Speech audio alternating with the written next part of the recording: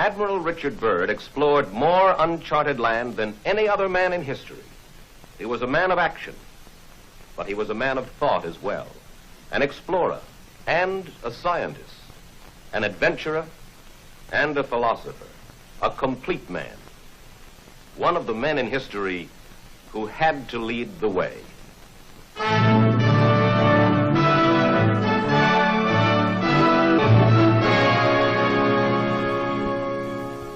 On this expedition, we hope to fly across the South Pole into the mysterious land beyond to see what is there.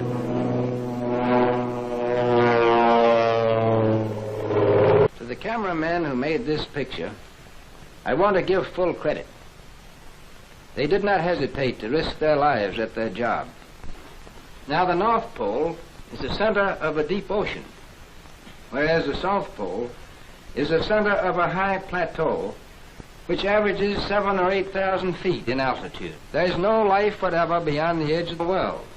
There are no Eskimo. It is too cold for human beings to live there permanently. When we left on this expedition, we were, to put it very mildly, extremely anxious to find out if it existed. Would we be able to find it? And that was the great question. We left on this expedition from the Navy Yard at Boston. Here is our supply ship, the Rupert, just a big unprotected iron ship of 8,000 tons. And here is our icebreaker, the Bear, which we took as a protection for the personnel of the Rupert, and also to use exploring in dangerous ice areas. We took with us this time 150 Eskimo dogs, and more than 14,000 different kinds of items for 2 years away from civilization, where there were no supply depots around the corner. Day followed day, week followed week, as we penetrated the great Pacific. We headed straight south, and here we have an ordinary unprotected iron ship, sailing in seas no ship had ever been in before since the world began. It wasn't that we were any better than our predecessors. We simply had a more open ice here. We bucked the ice till we were finally stopped by an impossible pack. Impossible, at least, for the Rupert. But we wanted to see what was beyond the horizon. That's what we came for. And for that purpose, we had another string to our bow, aviation. We retreated a few miles and managed to find an open lake in the ice field. So we proceeded to put the plane overboard.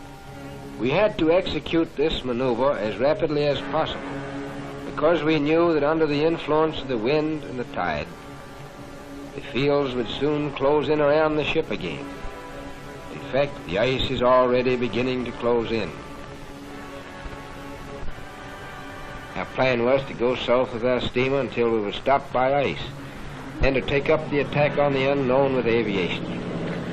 And now at last we're going to find out what was in the southern part of this mysterious part of the world. For after battling the bad weather, here we are 240 miles within it.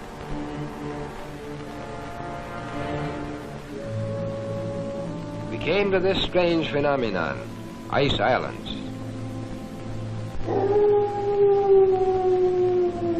This was a strange and weird sea. Steaming through these ice islands was an eerie sensation. Here was the twilight of the gods, and we were curious to know what these somber giants were guarding.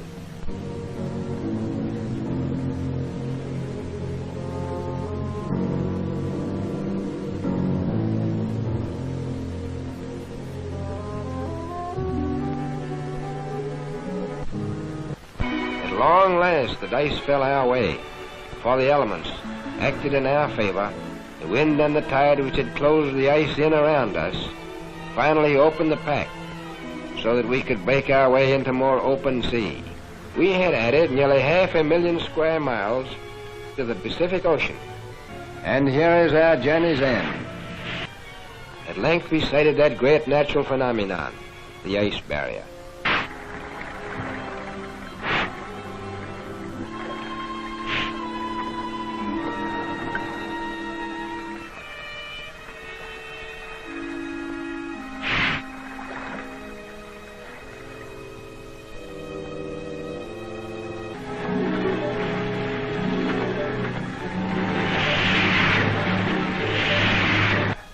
I knew it would be taking a big chance, but it seemed the only way. As we started alongside the barrier with our ships, suddenly the edge shifted.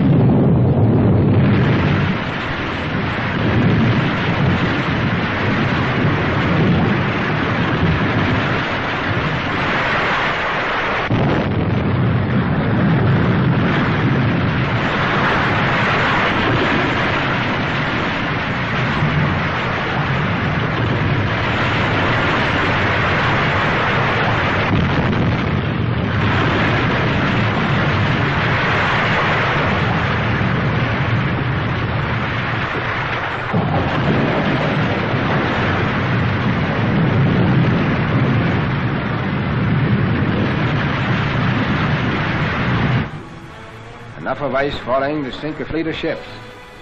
It seemed like a warning from Providence not to go alongside the barrier. We therefore had to unload from the bay ice. We had to put our tractors overboard with the engines running to safeguard the lives of the drivers as the ice was constantly breaking off. We had to get the tractors quickly away from the edge of the crumbling ice. We came within an ace of losing overboard our principal plane of exploration, the William Hawley. It was a critical moment. At times, as the ice broke, then our supplies would fall into the water. We kept a man on watch with a life preserver on line as a safeguard for the men working on the edge of the ice. We were working against time to finish unloading before the fall freeze-up, when the ships would have to return to civilization. You can see what a tough job we had to transport 400 tons of material through this area. The bay ice was constantly shifting and cracking, and pressure ridges were being formed as we worked by the irresistible force of the slowly moving ice cap. I have never seen men work so hard. With 24 hours of daylight, they could and often did work the clock around without stopping. We call this period the White Nightmare, and a nightmare it was. The hardest work of all was this man-hauling of sleds, which we had to do in order to get unloaded in time. Eskimo Huskies, still the backbone of polar exploration. They can go where no tractor could ever go. You can't do without them. The Rupert must go back to civilization because the bay would soon freeze and she couldn't stand the ice. Now, the only person out of 150 men to get sick and who would have to go back on the Rupert was the doctor. At very great risk, I had to dispatch the bear northward to get another doctor, for I pledged myself not to risk men for a year on the ice without medical care. There would be anxiety over the bear. Suddenly, without warning, a storm hit us before we could get all of our food and other vital supplies stored away. And all hands had to work frantically throughout the storm to prevent the loss of food boxes under deep snowdrifts. The storm lasted for many hours.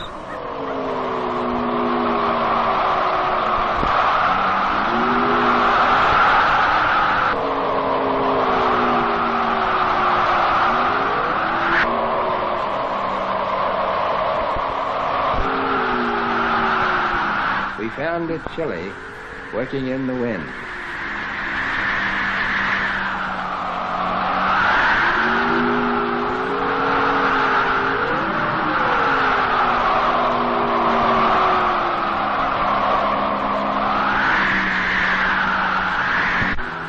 And when it was over, there was a bit of digging to do.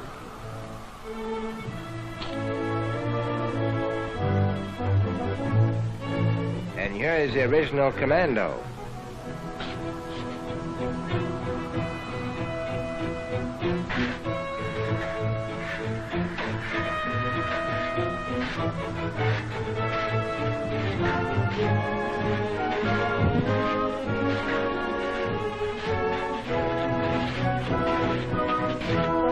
The honor of leading this expedition belongs to Admiral Richard BYRD. It is a gratifying experience for this 58-year-old explorer, who in the past had to raise his own funds for exploration, and who now has the resources of the United States Navy at his command. In 1955, 2 years before his death, Admiral Richard Byrd departs on his 5th and last expedition.